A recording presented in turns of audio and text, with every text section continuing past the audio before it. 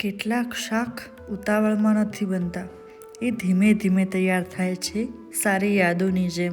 આજે એવું જ શાક બનાવીશું, પાલક પનીર. ગરમ પાણીમાં પડતા જ પાલકનો રંગ વધુ ઘટ બની જાય.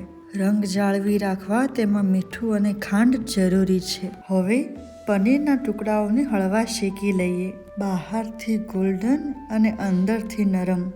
પનીર જેટલું નરમ, શાક એટલું સ્વાદિષ્ટ. પછી કડાઈમાં તેલ ઉમેરી તેમાં તેજપત્તા, લાલ અને લીલા મરચાં, લસણ, હિંગ અને જીરાનો વઘાર કરીએ અને તેને થોડોક પકવીએ.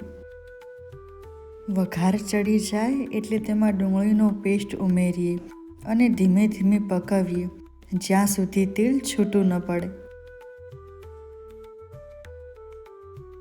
જ્યારે ડુંગળી સારી રીતે પાકી જાય ત્યારે તેમાં ટામેટાનો પેસ્ટ ઉમેરીએ. ટામેટાની કાચી વાસ જાય અને તેલ છૂટું પડી જાય ત્યાં સુધી પકવવું. બીજી તરફ હળદર, ધાણા જીરું, લાલ મરચું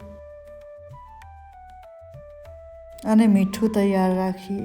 જ્યારે ડુંગળી, ટામેટાં સારી રીતે પાકી જાય ત્યારે આ મસાલા ઉમેરીએ.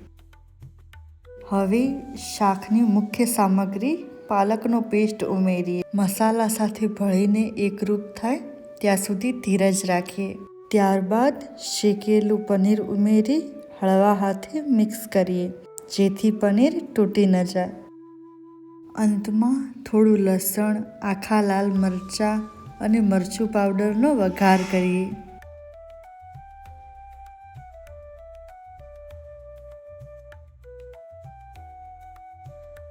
ઉપરથી લીલા ધાણા વડે ગાર્નિશ કરીએ. પાલક પનીર તૈયાર છે. ગરમ પરોઠા કે ભાત અને મનગમતા સલાડ સાથે પીરસીએ. રંગ, સ્વાદ અને સ્વાસ્થ્યનું સંતુલન.